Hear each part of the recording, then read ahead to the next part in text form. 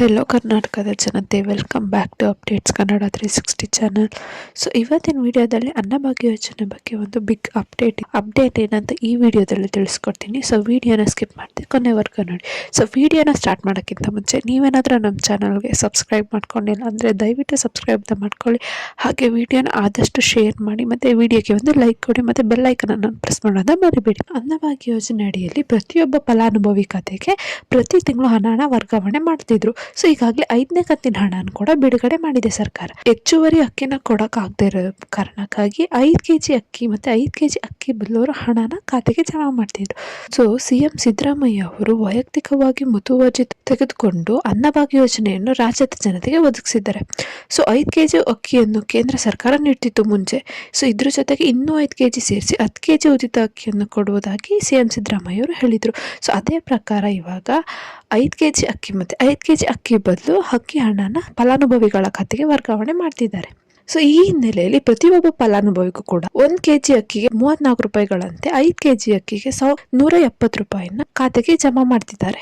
So ನಾವು ಅಧಿಕೃತ website ಮೂಲಕ ನಮಗೆ ಯಾವ್ಯಾವ ಪ್ರತಿಯೊಬ್ಬ ಸದಸ್ಯನಿಗೂ ಎಷ್ಟು ಹಣ ಬಂದಿದೆ ಮತ್ತು ಯಾವಾಗ ವರ್ಗಾವಣೆ ಆಗಿದೆ, ಎಷ್ಟು ಕಂತಿನ ವರ್ಗಾವಣೆ ಆಗಿದೆ ಅಂತ ತಿಳ್ಕೊಬಹುದು. ಈ ತಪ್ಪುಗಳನ್ನ ಮಾಡಿದ್ರೆ ನಿಮ್ಗೆ ಹಣ ಬರಲ್ಲ. ಸೊ ಏನಾದರೂ ನಿಮ್ಮ ಖಾತೆಗೆ ಅನ್ನಭಾಗ್ಯ ಯೋಜನೆ ಇನ್ನು ಮುಂದೆ ಬರಬೇಕು ಅಂದರೆ ನೀವು ಪೂರ್ಣ ಪರಿಶೀಲನೆ ಮಾಡ್ಕೊಳ್ಬೇಕು ಎಂದ್ಬಿಟ್ಟು ಆಹಾರ ನಾಗರಿಕ ಸರಬರಾಜು ಮತ್ತು ಗ್ರಾಹಕ ವ್ಯವಹಾರಗಳ ಉಪನಿರ್ದೇಶಕರಾದ ಸಕೀನ್ ಅವರು ತಿಳಿಸಿದ್ದಾರೆ. ಸೊ ಮತ್ತೆ ನೀವು ಅನ್ನಭಾಗ್ಯ ಯೋಜನೆ ಹಣ 5ನೇ ಕಂತಿನ ಹಣ ಪಡ್ಕೋಬೇಕು ಅಂತ ಫಲಾನುಭವಿಗಳ ಕುಟುಂಬದ ಸದಸ್ಯರು ಹಾಗೂ ಯಜಮಾನನ ಆಧಾರ್ ಕಾರ್ಡ್ ಲಿಂಕ್ ಸರಿಯಾಗಿದೆಯೋ ಇಲ್ವೋ ಅಂದ್ಬಿಟ್ಟು ನೀವು ಪರಿಶೀಲನೆ ಮಾಡ್ಕೊಳ್ಳೋದು ತುಂಬಾ ಇಂಪಾರ್ಟೆಂಟ್. ಒಂದು ವೇಳೆ ಏನಾದರೂ KYC ಆಗಿಲ್ಲ ಅಂದರೆ ನೀವು ಹತ್ತಿರದ ನ್ಯಾಯಬೆಲೆ ಅಂಗಡಿಯಲ್ಲಿ ಮಾಡಿಸ್ಕೊಳ್ಳೋದು ತುಂಬ ಇಂಪಾರ್ಟೆಂಟ್ ಇದೆ. ಸೊ ಏನಾದರೂ ನಿಮ್ಮದು ಪಡಿತರ ಚೀಟಿ ಹೊಂದಿರುವ ಮುಖ್ಯಸ್ಥರು ಬ್ಯಾಂಕ್ ಖಾತೆಗೆ ಏನಾದ್ರು ಆಧಾರ್ ಲಿಂಕ್ ಆಗಿಲ್ಲ ಅಂದರೆ ದಯವಿಟ್ಟು ಆಧಾರ್ ಲಿಂಕ್ನ ಮಾಡಿಸ್ಕೊಳ್ಳಿ. ಮತ್ತು ಬ್ಯಾಂಕ್ ಖಾತೆಗೆ ಕೂಡ KYCನ ಮಾಡಿಸ್ಕೊಳ್ಳೋದು ತುಂಬ ಕಡ್ಡಾಯ. ಏನಾದರೂ ನಿಮ್ಮ ಬ್ಯಾಂಕ್ ಖಾತೆಗೆ ಆಧಾರ್ ಜೋಡಣೆ ಆಗದೇ ಇದ್ದಲ್ಲಿ ನೀವು ಹೊಸದಾಗಿ ಪೋಸ್ಟ್ ಆಫೀಸಲ್ಲಿ ಅಕೌಂಟ್ನ ತೆಗಿಬೋದು, ಅಂದರೆ IBPP ಅಕೌಂಟ್ನ ನೀವು ತೆರಿಬೋದು.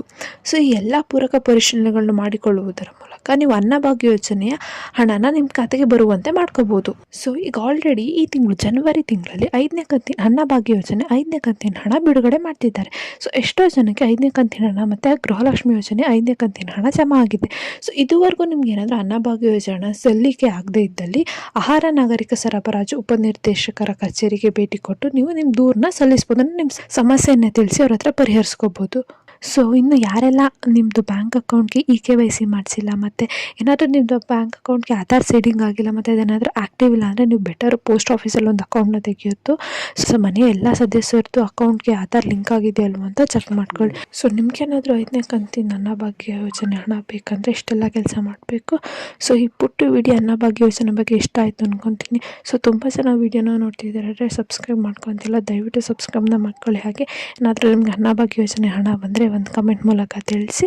ಸೊ ಈ ಪುಟ್ಟ ವಿಡಿಯೋ ಇಷ್ಟ ಆದರೆ ಲೈಕ್ ಮಾಡಿ ಮತ್ತು ಆದಷ್ಟು ವಿಡಿಯೋನ ಶೇರ್ ಮಾಡಿ. ಏನಾದರೂ ಪ್ರಾಬ್ಲಮ್ ಇತ್ತಂದರೆ ಕಮೆಂಟ್ನ ಹಾಕಿ. ಧನ್ಯವಾದಗಳು.